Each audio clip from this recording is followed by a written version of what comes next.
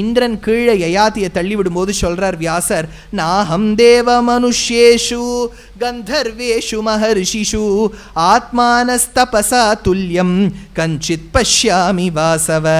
வாசவன் கீழே தள்ளி விட்டுடுறான். அப்ப இந்திரன் சொல்லும்போது சொல்றான், க்ஷீணே புண்ணியே பதிதாஸ்யத்ய ராஜன். அப்போ அஷ்டகருங்கிற மகரிஷி தடுத்து நிறுத்துறார். யயாதி நீ அங்கே இருந்தார். யயாதி அங்கேயே அந்தரத்துல தொங்குறான். அடுத்தது இன்னும் ஒரே சின்ன சரித்திரம் சொல்லி முடிச்சுடுறேன். ஏன்னா நான் உங்களுக்கு ப்ராமிஸ் பண்ணேன் பீஷ்மருடைய கதையை ஆரம்பிச்சுடணும்னு. வியாசர் இப்போ தான் நமக்கு கொண்டு அந்த இடத்த நிறுத்தி வச்சிருக்கார். இக்ஷ்வாகு வம்சத்தில் வந்தவர் மகாபீஷன் அப்படின்னு பேர். இந்த மகாபீஷன் யார் என்று கேட்டால், அவர் ஒரு இக்ஷ்வாகு வம்சத்தில் வந்த ஒரு மன்னர். தேவலோகத்தில் ஒரு பெரிய கான்ஃபரன்ஸ், அவர் அங்கே போகிறார். பிரம்மாதி தேவர்கள்லாம் வந்திருக்கா. அங்கே கங்கையான ஒருவள், அந்த நதியும் வந்திருக்கா. கங்கையின் வெள்ளையாடை அப்படியே அந்த வாயுதேவன் அங்கே கொஞ்சம் ரொம்ப வேகமாக ஃபேன் வீசிடுது போல இருக்குது. அப்படியே அது எங்கேயோ பறக்கிறது அவளுடைய புடவை பறக்கும்போது எல்லாரும் தலையை கீழே குனிஞ்சுடுறா. இந்த மகாபீஷன்கிற ராஜா மட்டும் கங்கையே பார்த்துட்டு இருக்கான். அப்படி அவளையே பார்த்துட்டு இருக்கப்படியால் பிரம்மாவானவர் சாபம் கொடுத்துடுறார், நீ பூலோகத்தில் மனிதனாக கடவாய். அதாவது மனிதனாக கடவாய்னு சொன்னால் என்ன அர்த்தம்? இவர் ஏற்கனவே இக்ஷ்வாகு வம்சத்தில் தான் இருக்கார், மறுபடியும் ஜன்மம் வருதுன்னு அர்த்தம். மறுபடியும் ஜன்மம்னாலே துக்கம் தானே. புனரப்பி ஜனனம் புனரப்பி மரணம் புனரப்பி ஜனனி ஜఠரே சயனம் உக்தஸ்ச ஜாதோ மர்த்யேஷு புனர்லோகானவாப்ஸ்யசி. பிரம்மா அந்த மகாபீஷன்கிறவருக்கு சாபம் கொடுத்துட்டார். இந்த மகாபீஷன் மட்டும் கங்கையை பார்த்துட்டு ரசிக்கல, கங்கையும் மகாபீஷனை ரசிச்சிருக்கா. இது ஒரு பக்கம் எடுத்து இன்னொரு பக்கம் சொல்றார் அஷ்டவசுக்கள். இந்த அஷ்டவசுக்களுங்கிறவா நம்ம கேள்விப்படுவோம் இல்லையா? ஏகாதச ருத்ரர்கள், துவாதச ஆதித்யர்கள், அஷ்டவசுக்கள், அஸ்வினி குமாராள் 2 பேர், 11 ருத்ராள், 12 ஆதித்யாள், 8 வசுக்கள், 2 அஸ்வினி குமாராள், 11 12 8 2 சேர்த்து போடுங்க 33. ஒவ்வொருத்தருக்கும் ஒரு கோடி. அதனால தான் 30 முக்கோடி தேவர்கள்னு சொல்கிறோம். அதனால் இந்த அஷ்டவசுக்கள் பூலோகத்துக்கு வரா. அஷ்டவசுக்களில் ஒரே ஒரு வசுவோட பத்னி மட்டும் கூட வரா. பாக்கி 8 பேருக்கும் அவளுக்கு ஏதோ ஆற்று வேலை இருந்திருக்கு, வரல. ஏதோ மாவு அரைக்கணும் போல இருக்கு, வரல. அதனால் இந்த 8வது வசுவுடைய பத்னி மட்டும் வரா. தியௌஹு அப்படின்னு பேர். அவருடைய பத்னி மட்டும் வரா. அவள் 8 பேரும் வந்த உடனே ஒரு மாடை திருடுறா. இவளுக்கு இந்த வேண்டாத வேலை பாருங்க. ஒரு மாடை திருப்பிடுறா. அந்த ரிஷியானவர் சாபம் கொடுக்குறார், என் வீட்டு மாடை திருடினபடியால் நீங்கள் அஷ்டவசுக்களில் நீங்கள் இருக்கக்கூடியவா பாக்கி அந்த திருடினவன், இந்த பத்னி சொல்லி ஒருத்தன் திருடினா பாருங்க, அவனை தவிர்த்து இருக்கிறவாள்லாம் பூலோகத்தில் பிறந்து கங்கையின் கையால் மரணத்தை பெறுவீர்கள். சாபம் கொடுத்தாச்சு. இந்த 8வது மட்டும் எவன் பத்னியின் பேச்சை கேட்டு திருடினானோ ரொம்ப வருஷம் பூலோகத்தில் வாழ்ந்துட்டு தான் கழிச்சுட்டு போவான் அப்படின்னு சாபம் கொடுத்துட்றார். ஆச்சா, இதில் ஒரு முக்கியமான விஷயம் என்னன்னு சொல்கிறேன். இப்போ தியௌஹுங்கிறவருடைய பத்னி சொல்லி தானே அந்த தியௌஹுங்கிற 8வது வசு இந்த மாதிரி பண்ணார். அந்த பத்னி என்ன ஆனான்னு ஒரு கேள்வி, அது பதிலுக்கு நான் அப்புறம் சொல்கிறேன். இப்போ என்ன எடுத்து அது சொல்கிறார், தியௌஸ்ததா மனுஷே லோகே தீர்காலம் ஸ்வகர்மணா பவிஷ்யதி ச தர்மாத்மா சர்வசாஸ்திர விசாரதः பிதுः பிரியஹிதே யுக்தः ஸ்திரீ போகான் வர்ஜயிஷ்யதி. ஆச்சு. இப்போது பூலோகத்துக்கு வருவோம். பிரதீபன் அப்படின்னு ஒரு மகாராஜா. இவன் சந்திர குலத்தில் வந்தவன். இந்த சந்திர வம்சத்தில் வந்த பிரதீபன்கிற மகாராஜா ஒரு நாள் அப்படியே அந்த கங்கை கரையில் உட்காந்துருக்கார். அழகான வெள்ளையாடை உடுத்திண்டு ஒரு பெண் நடந்து வரா. இவனுடைய தொடையில் உட்காந்துக்கிறா. தொடையில் உட்காந்துட்டு திரும்பி பார்க்குறா. அப்போ ராஜா சொல்கிறார், அப்படி அந்த பார்வை பார்க்காதம்மா, இந்த தொடையில் நீ உட்காந்துன்றபடியால் என் பத்னி கிடையாது, ஒன்றும் என் பெண்ணாக இருக்கலாம், இல்லாட்டா என் மாட்டு பெண்ணாக இருக்கலாம். என் மாட்டு பெண்ணாக இருன்னு சொல்கிறார். பிள்ளை யாருன்னு கேட்டால் சொல்கிறார், தயோஹோ சம்பவத் புத்ரஹ விருத்தயோஹோ சமஹாபிஷஹ சாந்தஸ்ய ஜக்ஞே சந்தானஸ்தஸ்மாத் சீத் ச சாந்தனுஹு. என் பிள்ளை சாந்த குணத்தோடு கூடியவன். பெரியவாள்லாம் எங்கள் குலத்தை சொல்கிறா, இவன் ஒரு காலத்தில் இக்ஷ்வாகு வம்சத்தில் வந்த மகாபீஷனுடைய புனரவதாரம்ங்கிறா. அப்பேற்பட்ட மகாபீஷனுடைய புனரவதாரம் நல்ல சாந்த சமதமாதி குணங்களோடு கூடியவன். என் பிள்ளை பிரதீபனின் பிள்ளை சாந்தனுன்னு பேர். இந்த சந்தனுங்கிற மகாராஜாவை, என் ராஜகுமாரனை நீ கல்யாணம் பண்ணிக்கோ கங்கை அப்படின்னு சொல்கிறார். இப்போ கங்கைக்கு ஏற்கனவே மகாபீஷன் மேலே ஆசை இருந்ததுன்னு பார்த்தோம் இல்லையா? மகாபீஷன் தான் இப்போ சந்தனுவாக பிறந்துட்டார். கங்கைக்கு ஏற்கனவே சாபம் பூலோகத்துக்கு வரணும்னு, அதனால் கங்கையானவள் மகாபீஷனை பண்ணிட்டா. அப்போ அவள் மகாபீஷனை பண்ணிக்கும் போது ஒரு வரம் வாங்கிக்கிறா. ஏவம் ஹி வர்த்தமானேஹம் த்வயி வத்ஸ்யாமி பார்த்திவ வாரிதா விப்ரியம் சோக்தா த்யஜேயம் த்வாம சம்சயம். சொல்கிறா, ராஜா உனக்கு என்ன பிடிச்சிருக்கு, எனக்கும் உன்னை பிடிச்சிருக்கு. ஆனால் ஒரு கண்டிஷன், கல்யாணம் பண்ணிக்கிறதுக்கு. கல்யாணம் பண்ணிட்ட உடனே நான் என்ன பண்ணாலும் நீங்கள் கேள்வி கேட்கப்படாது. கேள்வி கேட்டால் நான் கிளம்பி போயிடுவேன். நேற்று ஒரு கதை கேட்டோம். ஜரத்காருக்கும் கல்யாணம் நடக்கும்போது ஆத்துக்காரராயிருந்த ஜரத்காரு பத்னி கிட்ட சொல்கிறார், நான் பண்ணுறதை கேட்கப்படாதுங்கிறார். இங்கே பத்னி சொல்கிறா ஆத்துக்காரர்கிட்ட, நான் பண்ணுறதை நீ கேட்கப்படாதுங்கிறா. அதனால் குழந்தைகள் ஒன்று பிறக்கிறது, ஒரு குழந்தையாக ஜலத்தில் போட்டுட்டே வரா. அப்புறம் தான் கடைசியாக ஒரு குழந்தை மிஞ்சறது. அந்த குழந்தைய போடணும்னு நினைக்கும் போது இந்த ராஜா சந்தனு ஓடி போகிறான். என்னால் தாங்க முடியல கங்கா, நீ பண்ணுறது பிறந்த குழந்தை ஒன்றுத்தையும் ஜலத்தில் போடுறியே, இந்த குழந்தைய வச்சுக்கோ, நான் காப்பாற்றுறேன் சொன்ன உடனே கங்கை சொன்னால், எப்போ நீங்கள் என்னை கேள்வி கேட்டாலும் நான் உங்களை விட்டுட்டு போயிடுவேன். ஆனால் உங்கள் வார்த்தையை மதிக்கணுங்கிறதுக்காக இந்த குழந்தைய ஒரு வயசு வரைக்கும், குறிப்பிட்ட வயசு வரைக்கும் நான் வளர்த்துன்னு வரேன்னு சொல்லிட்டு அந்த குழந்தை தான் கங்கையின் வளர்ப்பால் தேவவிரதன்கிற பேரோட பின்னாடி அப்பாக்காக ஒரு விரதம் செய்து பீஷ்மன் என்கின்ற பேரோடு இருக்குது. அது என்னங்கிறத நாளை பார்ப்போம். இதில் ஒரு சின்ன விஷயம் என்னன்னா, பீஷ்மருக்கு ஒரு பெண்ணோட நிச்சயதார்த்தமாய் சமாவர்த்தனமாய் ஸ்நாத்தகனாக இருக்கார். இன்னும் கல்யாணம் முன்னாடியே பஞ்சகஜம் வந்துடுத்து, 6 பூனல் ஆயிடுத்து.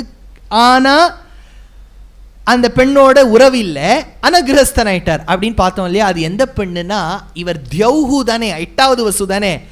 அந்த பத்னி சொன்னா இல்லையா மாட திருடுன்னு, அவள் தான் புனர்ஜென்மம் எடுத்து அவளோட நிச்சயதார்த்தம். வேதத்தில் என்னெல்லாம் கருத்து சொல்லியிருக்கோ, இந்த உபபிரம்மணமான ஸ்ரீ மகாபாரதத்தில் பகவான் இதை வேதவியாசன் மூலமாக உலகத்துக்கு எடுத்து காட்டினார். ஒரு கருத்துன்னு இருந்தால் மட்டும் போராது, அந்த கருத்துக்கு ஏற்ற ஒரு உதாரணம் இருக்கணும். உதாரணம் மனசில் புலப்பட்டால்தான் கருத்து நிற்கும் அப்படிங்கிற ஒரு விஷயம் படிப்பு சொல்லி கொடுக்குற காலத்திலேருந்து சொல்லி கொடுக்குறா. இப்போது ஒரு வகுப்பில் படிக்கும்போது, ஒரு பாடசாலையில் ஒரு வகுப்பில் படிக்கும்போது ஆச்சாரியன் நமக்கு ரசாயன கல்வி கற்றுக் கொடுக்குறார், கெமிஸ்ட்ரி எடுக்கிறார். அப்போ சொல்லுவார், இதுவும் சேர்ந்தால் இது உருவாகும், இந்த ரெண்டும் சேர்றது பாருங்கோ இதுக்கு ரியாக்டன்ட்ஸ்னு பேர், என்ன வருது பாருங்கோ ப்ராடக்ட்டுன்னு பேர், இதில் நடுவில் கொஞ்சம் வேகமாக ஆக்கணும் கொஞ்சம் குறைக்கணும் அப்படின்னா கேட்டலிஸ்ட்டுன்னு யூஸ் பண்ணுவோம். இதெல்லாம் சொல்கிறா. பார்க்கும்போது கேட்கும்போது நன்னா இருக்குது, ஆனால் இதை பண்ணி பார்த்தா நன்னா புரியும். அதனால தான் நமக்கு ஸ்கூலில் பாடசாலையில் ஒரு விதி வச்சுருக்கா, தியரி கிளாஸில் கற்று தருவோம், லெபார்ட்ரியில் கொண்டு நீங்கள் எக்ஸ்பெரிமெண்ட் பண்ணணும் அப்படின்னு வச்சுருக்கா. அதனால் இப்போ ஒரு சிபிஎஸ்சி ஆகட்டும், ஐசிஎஸ்சி ஆகட்டும், இல்லாட்டா ஸ்டேட் போர்ட் சிலபஸ் ஆகட்டும், ஒரு 10ஆம் வகுப்பு 11ஆம் வகுப்புன்னு வச்சுட்டா இந்த சயின்ஸ் எல்லாம் படிக்கும்போது ஒரு பகுதி தியரி, ஒரு சின்ன பகுதி லெபார்ட்ரி எக்ஸ்பெரிமெண்ட்டுன்னு வச்சுருப்பா. காரணம் என்னன்னா, ஒரு விஷயம் மனசில் புலப்பட வேண்டும் என்னால் அந்த விஷயத்தை தீர்க்கமாக ஞானஸ்வரூபமாகவும் பார்க்கணும், கர்மஸ்வரூபமாகவும் பார்க்கணும் இல்லையா? Knowledge when associated with an action leads to பக்தி. அந்த கர்மயோகமும் இருக்கணும், ஞான யோகமும் இருக்கணும். அதே மாதிரி நமக்கு ஞானத்தை முழுக்க போதிக்கிறது வேதம். ஆனால் வேதத்திலே சொல்லுவோம் இது கர்மகாண்டம் இது ஞான காண்டம்னு. அதாவது உபனிஷத் பாகத்தை தவிர இருக்கக்கூடிய பாக்கி 3 பாகங்கள், பிராமணம், ஆரண்யகம், சம்ஹிதா இத்தியாதிகள்லாம் கர்மகாண்டம் தான், கர்மாவை பற்றி தான் சொல்லும். இதை செய் அதை செய், ஹோமம் பண்ணு, இந்த ஹோமத்தில் இப்படி நீ செங்கலை வைக்கணும், இவ்வளவு செங்கல் வைக்கணும், இப்படி தான் ஹோதா கொடுக்கணும், அத்வரியும் இப்போ சொல்லணும் அப்படிங்கிற கிரமங்கள்லாம் சொல்லும். ஆனால் மொத்தத்தில் பார்த்தேன்னா வேதாந்தம்ங்கிறது கிட்டத்தட்ட நமக்கு ஞானத்தை தான் போதிக்கிறது. ஆனால் அந்த ஞானத்தை போதிக்கக்கூடிய வேதாந்தங்களை ஒரு உதாரணம் மூலமாக காண்பிப்பது தான் இதிகாச புராணங்கள். அதனால் வேதாந்தம் தியரின்னு வச்சுட்டா எக்ஸ்பெரிமெண்ட்டு தான் ராமாயணம் மகாபாரதம். அதனால் வேதத்தில் சொல்லியிருக்கக்கூடிய கருத்து அத்தனையும் மகாபாரதத்தில் இருக்குன்னா Mahabharata is a beautiful subset of Veda. அதனால் வேதம்ங்கிற ஒரு மரத்துக்கு பழங்கள், ஒரு பழம் ஸ்ரீமத் பாகவதம் நம்ம சொல்கிறோம் இல்லையா, நிகமகல்பதரோஹோ கலிதம் பலம். நிகமம் உபனிஷத், நிகமகல்பதரோஹோ, நிகமங்கிற உபனிஷத்தை வேறு ஸ்தானமாக கொண்டு மரம் ஒன்று வளர்ந்தது. மரத்தில் கிளை, கிளையில இலை, இலையில மொக்கு, மொக்கு புஷ்பமாச்சு, புஷ்பமானது பழமாச்சு. அந்த உபனிஷத்தான மரத்திலிருந்து வந்த பழமான ஸ்ரீமத் பாகவதம்ங்கிற மகாபுராணம் நன்னா இருக்குன்னு சொல்லலை, ரொம்ப நன்னா இருக்குன்னார். ஏன்னா ஒரு கிளிங்கிற சுகபிரம்மம் கொத்தித்தான் அதை. அதனால் மொத்தத்தில் பார்த்தேன்னா பாகவதம்ங்கிற மகாபுராணமும் வேதம்ங்கிற மரத்துலேருந்து வந்திருக்கு. ஸ்ரீமத் ராமாயணமும் வேதத்துலேருந்து தான் வந்திருக்கு. ஒன்றுமே இல்லை, நம்ம அடிக்கடி சொல்கிறோம், பெருமாள் வேதத்தில் சொல்லப்பட்டவன், வேத பிரதிபாத்தியன்னு பேர் பெருமாளுக்கு.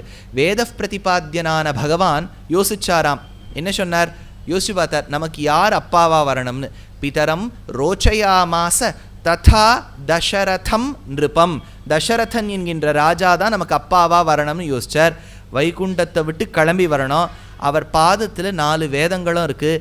வேதங்கள் கேட்டுது, எங்களில் சொல்லப்படுபவன் நீயே எங்களை விட்டுட்டு போயிட்டேன்னு வச்சுக்கோ. இப்போ ஒரு ஆற்றுக்கு போகிறோம், நம்ம guest, our host.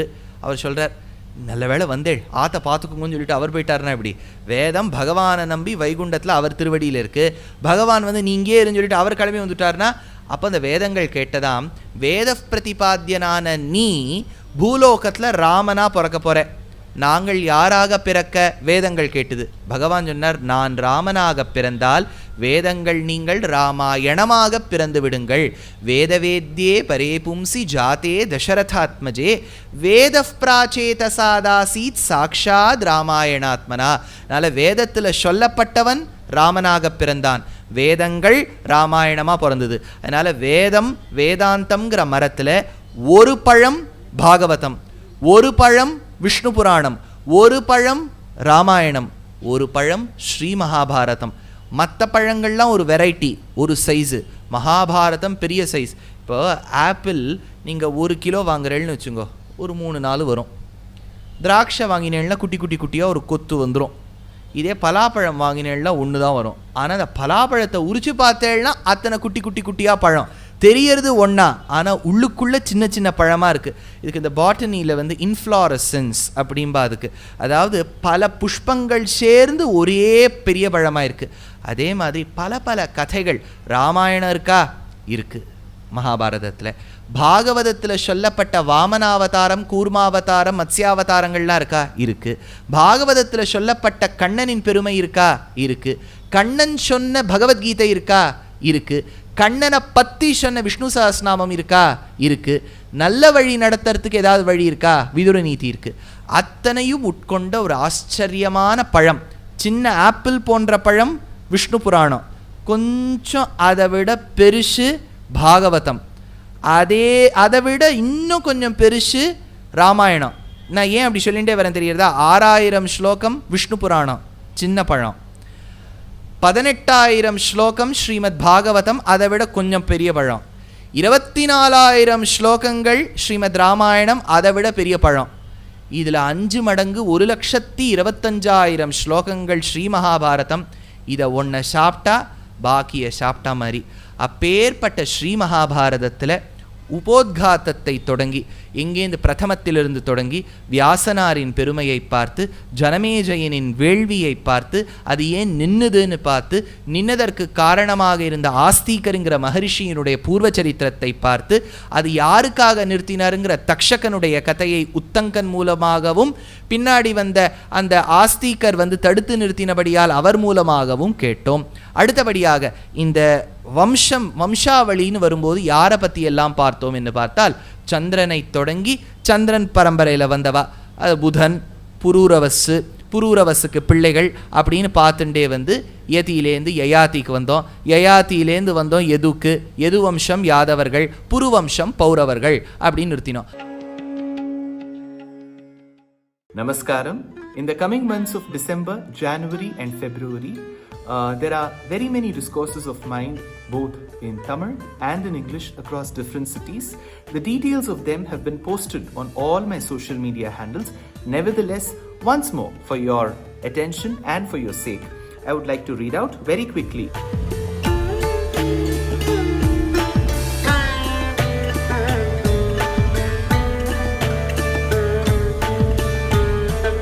on the 30th of December, tentatively I am to speak on the importance of Nutiyattu Divyadesham on the Vaikuntha Ekadashi Eve for PGP Auditorium in Singapore. On the 31st of December, it is for Tamil Isai Mandram in Georgetown. I will be speaking on Tiruppugadil Ramayanam.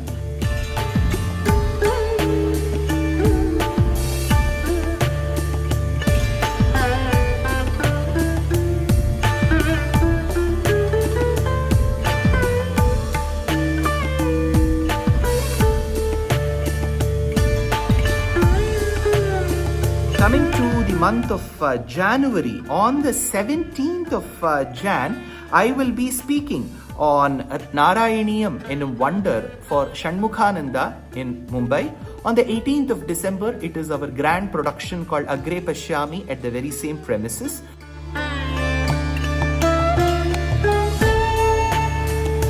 First of February, I am to participate and speak at the Jain University Summit in Kochi. And 13th of February, it will be a special lecture for Shivaratri for Odakattur Mutt, which will be organized by Ramakrishna Bhajana Sabha.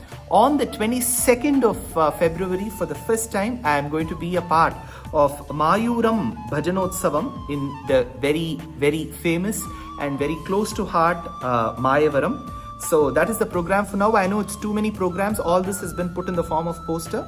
Please do participate wherever you can. Namaskar.